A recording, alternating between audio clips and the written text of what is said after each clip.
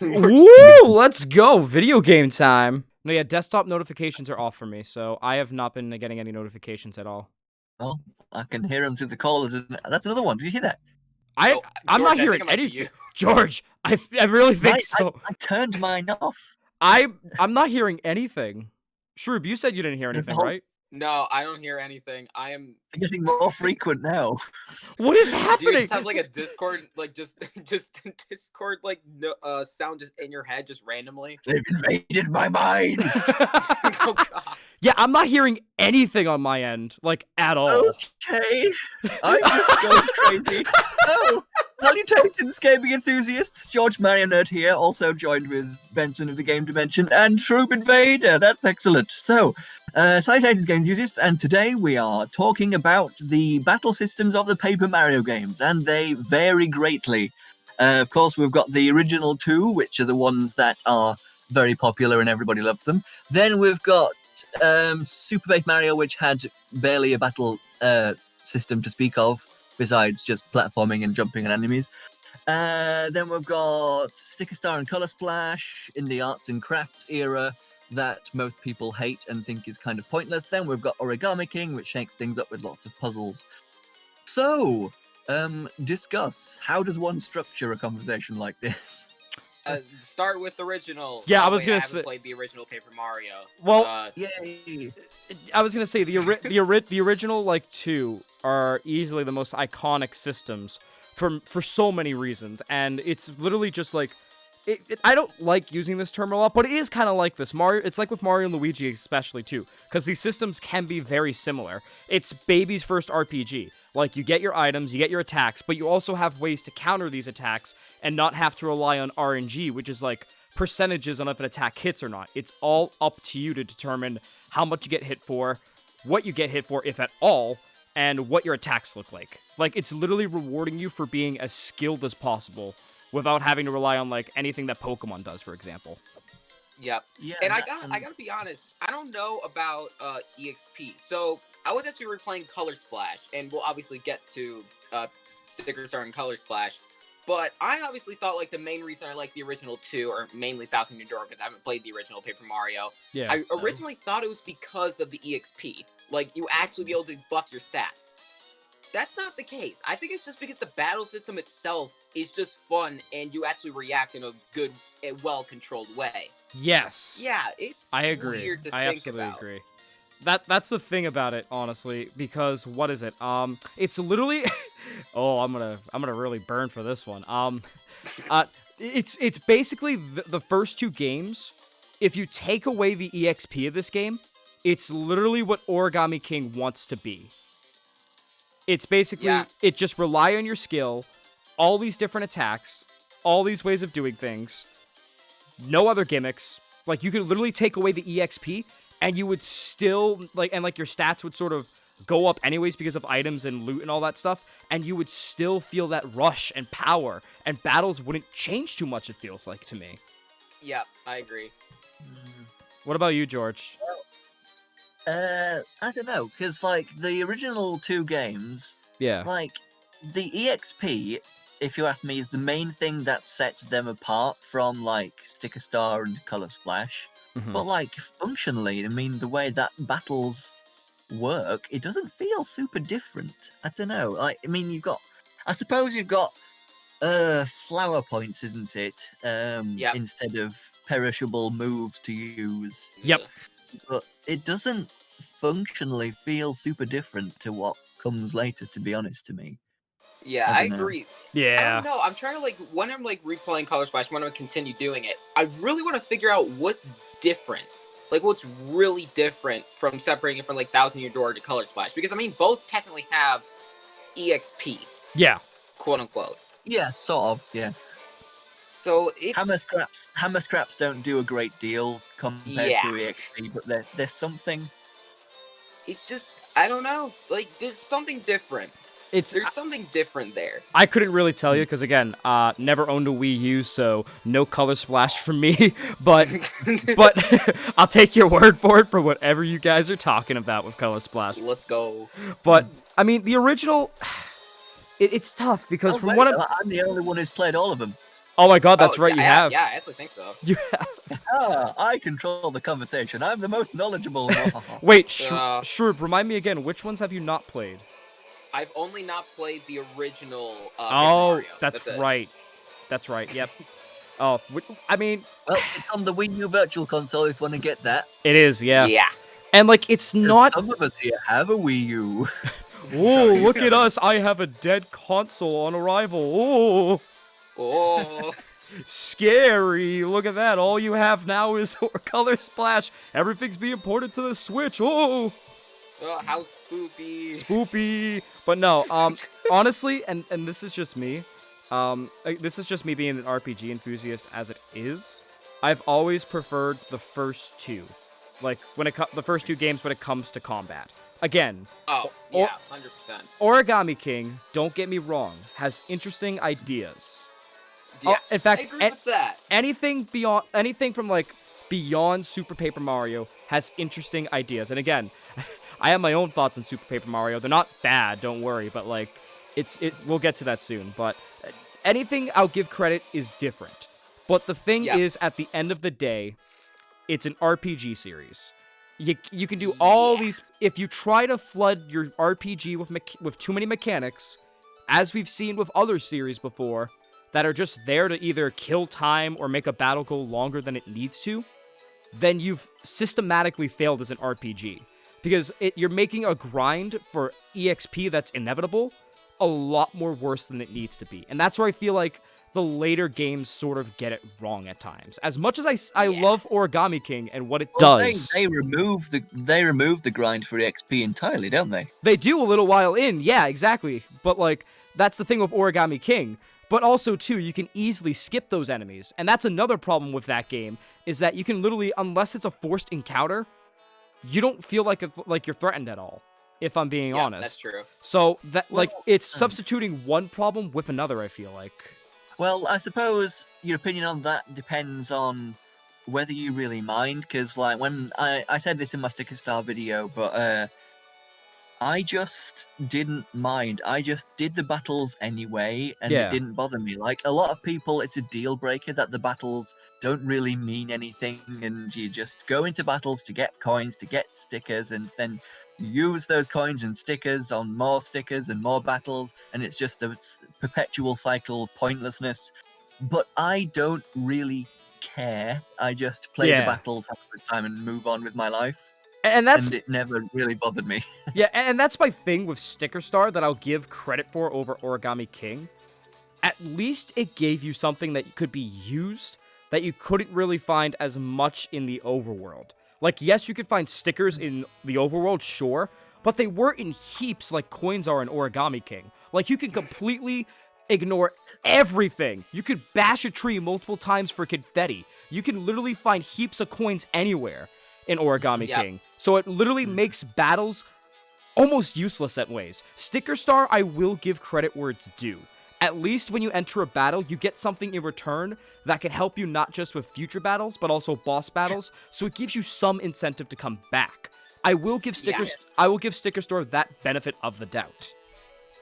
And coins aren't useless in Origami King. Things Oh, tend to no. be more expensive in that game to compensate for coins being the only valuable thing you get. Right. Like the collectibles are definitely very expensive in shops. Mhm. And like the battle items with the boots and the hammers, those are pricey. Yeah. But even so, you do end up very rich very quickly, and it's hard to run out of money. Like, what was it when I got to the second Velumental in Origami King? I think it was at 20,000, and that was with using the toad, and that was with using the toads a bunch of times. I was rich, and I also had the best equipment possible at that point. I was very rich, very fast, and I think I ended the game after all the times I used toads, after all the times I bought more equipment to replace my other equipment that was breaking, which is a bit angry for me. But I was so rich. I think I was still at 20. I was never below 10,000 at any point in the game constantly. If I was below 10,000, I literally entered another battle or I turned the corner and there were coins waiting for me, so I never felt threatened. And that's where I feel like Origami King, in some ways, has probably not the worst, obviously, but in regards to the series, in my opinion, the weakest battle system. Just because it feels like it substitute one problem that people have with Sticker Star, or any of the older games, or just RPGs in general, and then throws in its own problems just to act like they never happened. Yeah, that's very Well, true. Well, then again, with me, like, I don't really mind. I'm Right. satisfied with battles because I find the puzzles fun. I'm not really that bothered about Right. the reward, to be honest. I feel satisfied when I've done the puzzle right. That for me is enough. And that is another thing I Oh, feel like there's- we've... Oh, yeah, go ahead, Troop, go ahead. You good. Okay, there's only one thing that I actually, again, I like Origami King's battles. There's one thing I genuinely dislike about them. Mhm. It's partners. Like, Ooh. I don't know if this somewhat relates to them, but if I ever do a partner ranking, Bobby is gonna rank so low on that. Even if I'm considering story, but like just the attacks in general from any partner are basically useless in a way, because most of the time all you have to do is just form it into one line or just squares, and if you use the toads, it's pretty easy to do. So basically the partners in a way are a last resort, and if you get to the powerful ones, it also kind of makes it easier without the toads, because you don't really have to line them up perfectly. You can just have the partners deal with it later, Yeah. which is kind of pathetic. And here's my thing too, like, Bobby definitely has the weakest attacks. Bowser is pretty decent. The one that can easily make battles overpowered and has the most useful attack is Professor Toad and his Dig This attack. Oh yeah. That thing is so overpowered. Like, It completely. I'm sorry to tell you this, but it behaves the same way that Bowser does, but not as powerful. No, I know exactly. But like Okay. I've actually had Bowser do less than Professor Toad has, which is always interesting to me. Yeah. I've never I'm had afraid you're gonna have to send me some proof of that before I believe you, because that does not sound Oh, right. oh, I gotta go through my archives of footage and get my Elgato. Oh God. Oh, do you know how many hours of footage I gotta go through? Like, I made You'll an... come to flat Probably rates, you worth get it. homework. Dang it! It's worth it. Oh, I'll have to look it up. I'll have to look up some footage at some point. But, dang it. I hope we won't need it for this video, because we're gonna be looking for a while. I'm joking. I You know. don't- You don't have to. I will... If I'll some point in come the to the future you play table. through the game again, send me some screenshots. I absolutely will. Yeah. Because I was gonna say, I'm like, oh, don't worry, we'll sit here for 20 hours and go through every hour of footage that I have. But Just go through the entire thing. It's worth it, I swear. absolutely. But and then I want to go back to what George mentioned too about the puzzles and feeling satisfied, because that actually, when you actually want to do the puzzles and have to force yourself to not rely on toads because it's so tempting to with how rich you are, the puzzles are pretty fun and challenging, and that's the rewarding part, I feel like, of the battle system. Like George said, and I agree with it. It's like, oh, I beat this puzzle, or whoa, this boss's puzzle is hard, and yet I dominated them. Unbelievable. Like, it's just a weird satisfaction that comes from switching rings around that I don't think many games could ever accomplish. Yeah, Yeah, that's true.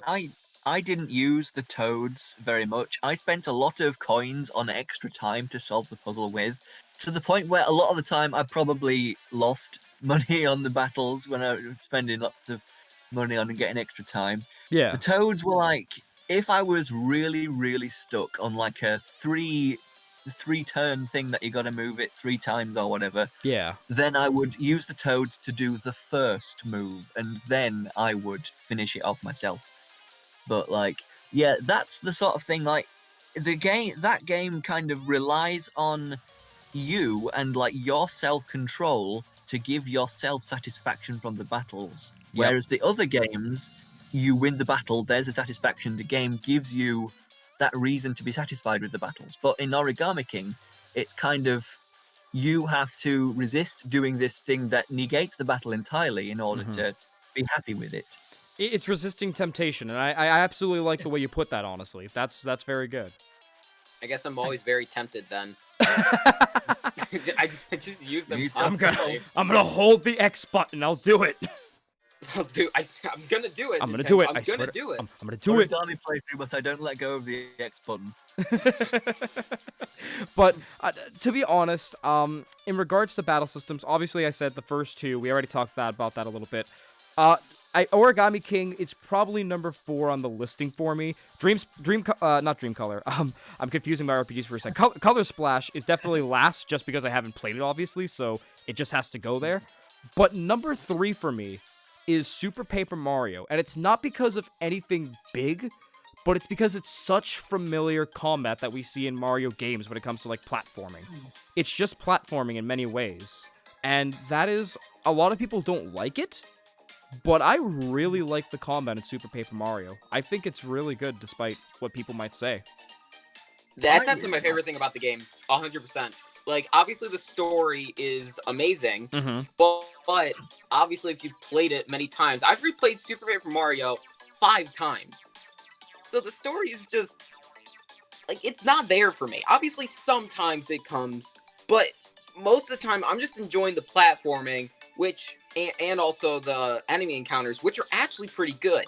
And I'm so glad that they gave EXP. I'm so glad they do. It's an interesting... Because, honestly, I think that the EXP here is better than in Thousand Year Door. Because I think if the game didn't have EXP, I think it just wouldn't be as good. Like, it wouldn't be a Mario RPG, obviously. Yeah. But it's so much better. It actually feels rewarding. Like, obviously, it's a platform where you can just rush through and just not kill any enemies. But here, you get to buff your HP and your power, which is really the only 2 stats you need to worry about in a platformer. So, I actually think it works really well.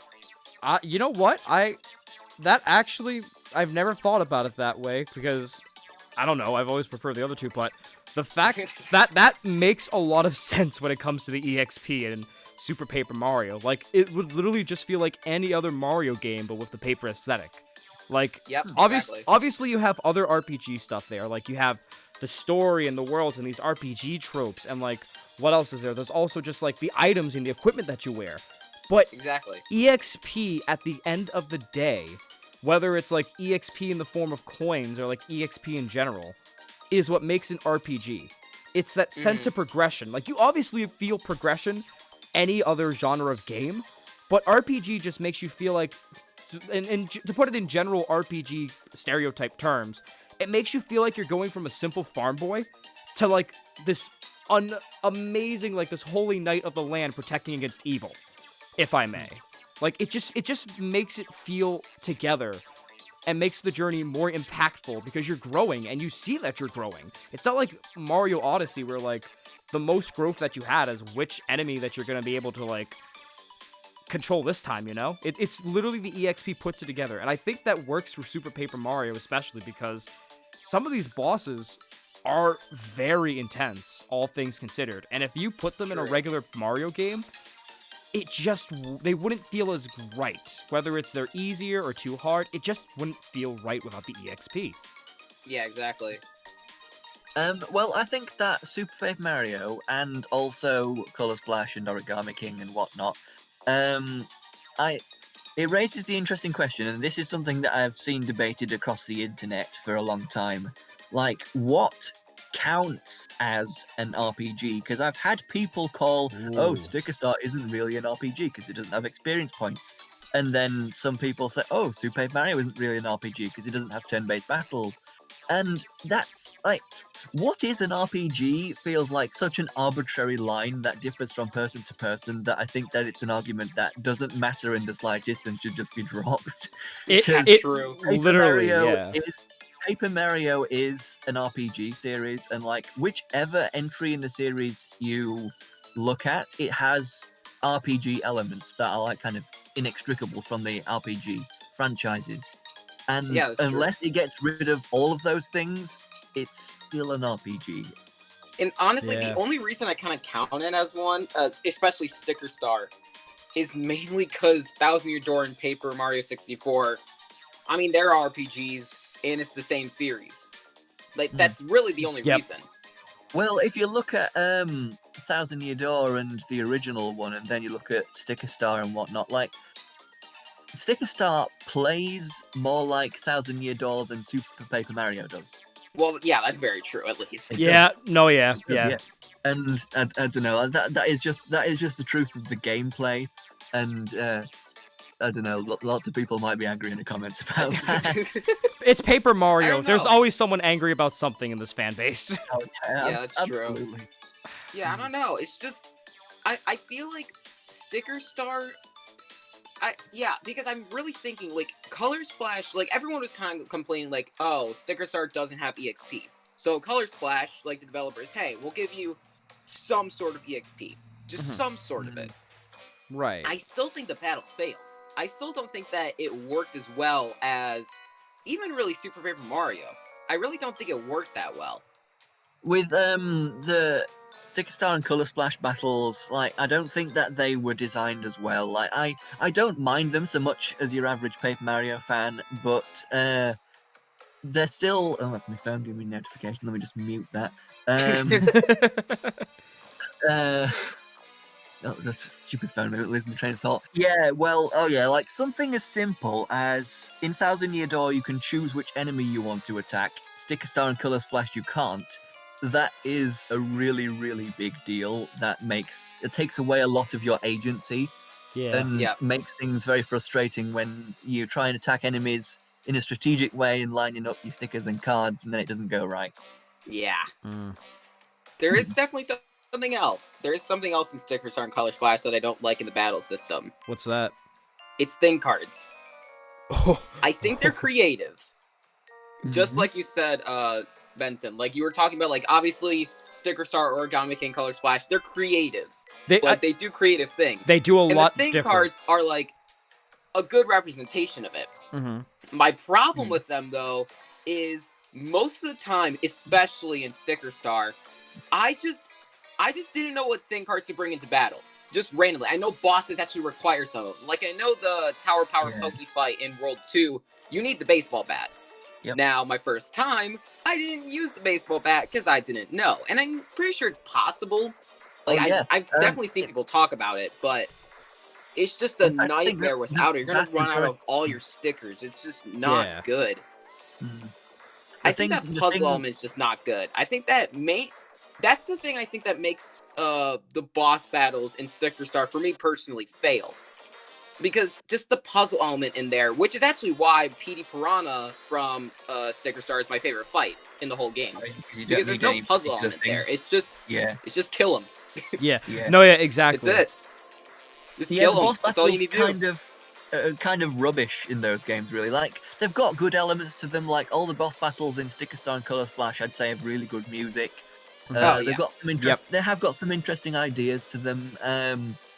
Like this is a bit embarrassing, but when I do the washing up in our family and I listen to various Mario music on my phone while I do it. Honestly, that's valid. You might catch me dancing to Goopa Blooper's theme from Sticker Star. That's very valid, because when I go for walks around the neighborhood, I'll listen to random video game soundtracks. If Paper Mario will come on, and I'll be like, "Oh yeah, let's go!" And I'll start and it just amps you up. It's just such good music. But this is an interesting point about like these battles. I'm wondering why this weird person's dancing down the street. My neighborhood's like, "Hey, what you listening to? Red Streamer theme from Origami King." Yay! But this is an interesting point. This is the theme that plays when you fight a sentient pair of scissors. Oh, okay. Easily one of the better ones too. But this is an interesting point about the boss battles too, because we've talked about these battle systems, and we've never talked about, up until this point, how they work really with the bosses. And in my honest opinion, RPG bosses are a big chunk of what make RPGs what they are. Because you have to do a culmination of all of your skills. You could, and also outwit them at times. You may not have what you need, but if you could still find a way to like use your brain and work around it, you can. This is where I feel like Sticker Star and Color Splash, at least from what I'm hearing from Color Splash especially, Sticker Star I know firsthand, of course, but like, this is where I feel like those systems are sort of lower in the rankings for me in regards to like my favorite battle systems, because Shrew brings up a good point about needing the baseball bat for a certain boss, and how like PD Piranha is like the best boss of the game to him because it's just beat him and win. Like you don't get that with the other games. Like obviously like the Valuamentals, for example, like you obviously need to do these 1000-fold arms at the end, but that's a big flashy move that you activate on your own. You don't need to use those moves throughout the game. You could cheese your way through with different strategies like keeping up with the items or like just grinding your way through. It's tougher, sure, but it's your way of doing it, and it's not stopping the battle entirely if you don't do it a certain way. 1000-Year Door and original Paper Mario. Like, those battles don't stop if you don't have a certain item or don't battle a certain way. You can battle however you want. That's what makes a good RPG successful. And I can go back and forth about like the pros and cons of each battle system, but at the end of the day, if a boss isn't fun and like beatable because I need an item and you don't tell me it and you just try to expect me to guess it without any sort of story indication or just a flat out hint, then that's kind of a problem with your battle system as a whole. Because I shouldn't have to keep guessing this type of thing and keep trying it. Like, no one that, if you are not a veteran Paper Mario fan or just a Mario fan in general, you wouldn't know of like Pokey in general. Like, you wouldn't know that you would need a baseball bat. You would try to keep jumping or hammering or whatever, you know? You would think that, oh, I can work around it. Apparently not, because you've never seen Mario lore before and know that you would need a baseball bat and just start swinging away at them individually. Like, it's tough to like defend these systems, even though I really want to like them when it comes to the boss battles. Like, and that's a big chunk. The boss battles in Sticker Star and Color Splash, like they're not very fun because, like, if you don't know what you're doing, then it's a total guessing game. The game. Yep. I think that Color Splash, there is like a toad that you can go to in Port Prisma that'll tell you what thing you need. Yeah. But even then, you've got to keep on, oh my god! Even then, you've got to keep on going back there or whatever. Like the puzzle isn't all that fun because, like, if you don't know what you're doing, most people are going to go on the internet and find out, or go to this toad in Port Prisma and find out. Mm-hmm. Odds are you're not gonna be in the battle, happen to have the thing that you need, see the boss go into whatever phase you need the thing for, and then like, yes, I need to do that thing. It's not intuitive. It's frustrating for somebody who doesn't know what they're doing. Yes. And for somebody who's played the game before, they're replaying it or whatever, and they do know what they're doing, the boss isn't even a boss. It's just a pushover at that point, and there's not really any point. And when you're playing through a game, you come to a boss once you reach the end of an area, and it's the culmination of that area. It's been built up to, and it's supposed to be a big, imposing challenge, and it's very satisfying to defeat. Mm-hmm. But Sticker Star and Color Splash don't have that factor. Exactly. And even though I like those two games, I know where its flaws are. Oh, absolutely. And that's very important with the series, especially because, again, with like bosses, unless they're like super bosses, which is an entirely other thing on its own, bosses are mandatory. You can't skip these battles. You can't grind them last second and then just cheese your way through. You need to battle them one way or another to progress the story. And if I'm stuck for a long time trying to figure out how your boss works because your battle system doesn't have a good way of showing it without me having to look up a guide, that's a problem. And that's where I think 1000-Year Door and Paper Mario, why their battle system and Super Paper Mario are my top 3. You don't need that. You literally can either guess the boss's weakness, figure out what their weak point is, and just go for it, or battle however you want to get to the end. That's what makes an RPG so versatile. Some platforming games, like platformers, for example, like Mario platformers, like Mario Galaxy, I forget the octopus in Mario Galaxy, but you have to literally... King Caliente, yes. I almost said calamari. But, close enough. But, basically with him, you spin the melon back at him, and after a while, you play like a little Wii tennis match with it. Like, that's the only way you have to beat the boss. RPG bosses are versatile, and that's what defines an RPG, or at least one of the traits, going back to what George brought up as a question that people ask all the time. What is an RPG? Like, RPG bosses are a lot more versatile. You don't need just one route to beat them. That's why you have all this, like, spells, these items, this equipment. There's no one way to do it. And it's a game about strategy and thinking your way through it. Exactly. And as an RPG fanboy, I can tell you firsthand that so many RPGs get that messed up, whether it's a boss or all of them. And unfortunately, Sticker Star and Color Splash just don't do it. And that's where I feel like they're held back the most in regards to their battle systems with, like, RPG styles. Because you can have all the fun in the world with enemies and optional battles all you want, but when it comes time for, like, the big showdown, and you have to keep guessing or look up, like, a wiki how on, like, how to beat this next boss, then you're not going to have fun. Like, you're not going to feel that adrenaline of, wow, I used my brain and I worked around it if something didn't work. That's what I feel like makes the first 3 games so high up in my battle rankings for me. Because you can still have that versatility, even though it's Mario. Exactly. Yeah, well, Origami King, I'd say definitely fixed the boss problem from the previous 2. Of course. Yeah, because that actually has a long involved puzzle that you have to go through, and you can't just cheese it with a I win card like the other games. Yeah, A exactly. lot more involved. You've got to actually go through the effort the entire time to get it done. And I feel like a good counterpoint people would bring up to that is that, oh, but you have to use the 1,000-volt arm technique at the end of every battle to beat them. And it's like, yeah, true, but that's at the end. And it's also obvious that you have to do it. The battle you've got to figure out. And it's for show. It's literally a game about, like, flashiness. That's its gimmick. That's its fun factor, is just all these wacky moves with this one gimmick that literally are just thrusted at you, and you're like, okay, let's try it, and it's like an adrenaline rush when you do it. It's not forcing you to guess every 5 seconds. You don't have to use the 1,000-fold technique throughout the battle. You can literally just use your fireballs or use whatever to attack, and then just go for it with the 1,000-fold arm at the end. It's not forcing you to go one way, which I appreciate so much with Origami King, and the bosses are literally so darn good in this game. Like, it's just so good to have these again. It's just insane. My favorite fight from Origami King, and it actually might be my favorite fight in the whole Paper Mario series. It's definitely my top 3. Is the scissors fight. That is one of my there's favorites. 2 ways to defeat him. One way is the way just damage him, and then he actually takes his guard off, and then you like use the ice volumental. You know, that way's kind of boring. Okay, you know, that's kind of generic. I take the guard off right away, and he constantly attacks me with the one-shot attack, and that is so fun trying to dodge every single time. It's actually incredible. Do you enjoy that adrenaline rush? My highlight of Origami King. It's so fun. I love it. I enjoy the adrenaline rush, George, for sure, because like the first time I fought Scissors was like I was doing so good, and then he starts flipping like so fast, and I accidentally knocked the guard off, and I'm like, oh, this is real now. Like I just messed up.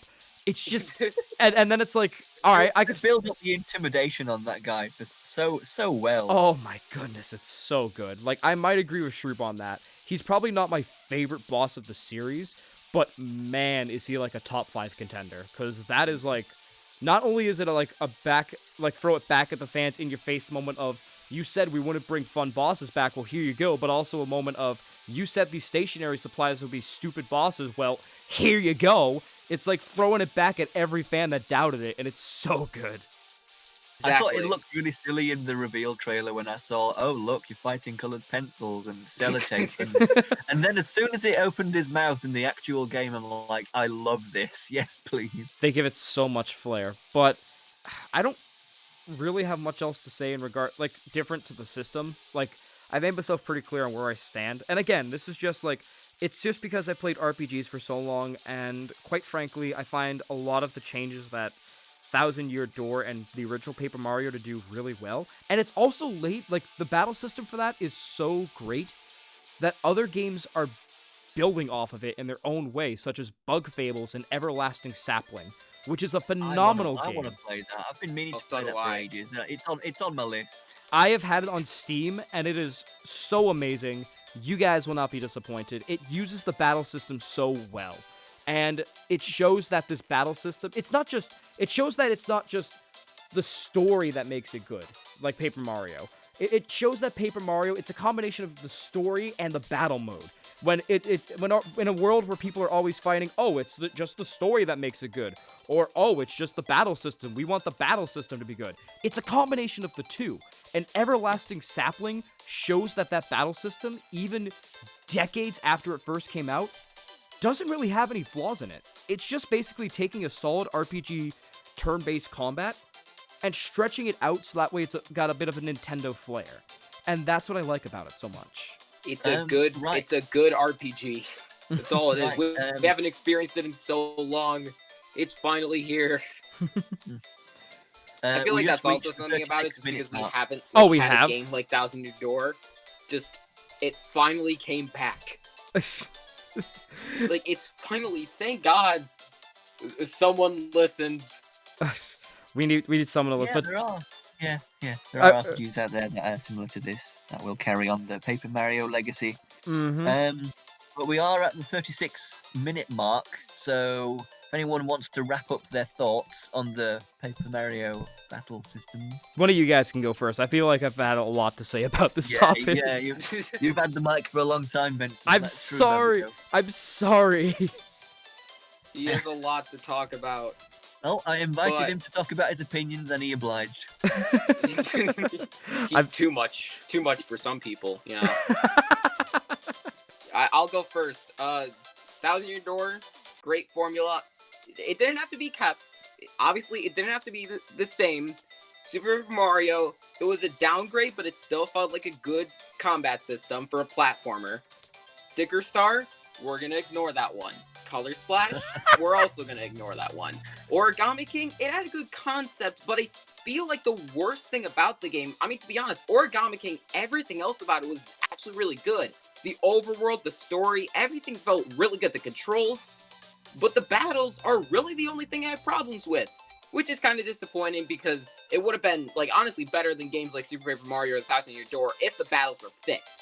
There you go. Okay, so with me, it's a pretty different story. The first two are played in my teenage years, after quite a few of the other ones. Actually, I'd already played Super Paper Mario and Sticker Star at this point, but I very much like the original two. Great RPGs. I haven't played a great deal of other RPGs, to be honest. Actually, in terms of non-Mario RPGs, I've just played Pokemon Sword and Octopath Traveler. But the original two Paper Marios hold up a great deal. They're very good. Super Paper Mario is my favourite game ever. It doesn't feel as much like an RPG as the other ones, but it's a very solid, fun platformer with an RPG spin, might I say. Sticker Star and Color Splash, there are missteps and bad stuff pretty much everywhere you look, but I don't really care. I had a fun time with them anyway, and I just enjoy those games. They have plenty of redeeming qualities despite their flaws. And then Origami King, to be honest, I think that its battle system speaks to me the most. I really, really, really enjoy the puzzles of that game, and I find that the most satisfying sort of battle system out of the whole bunch, to be honest, I gotta say. Like, in terms of story and world design and stuff, it's great. Super Paper Mario wins out in that for me, but in terms of the battle system, I find Origami King the most satisfying. Benson is definitely not giving you a death stare. It's all good. It's all good.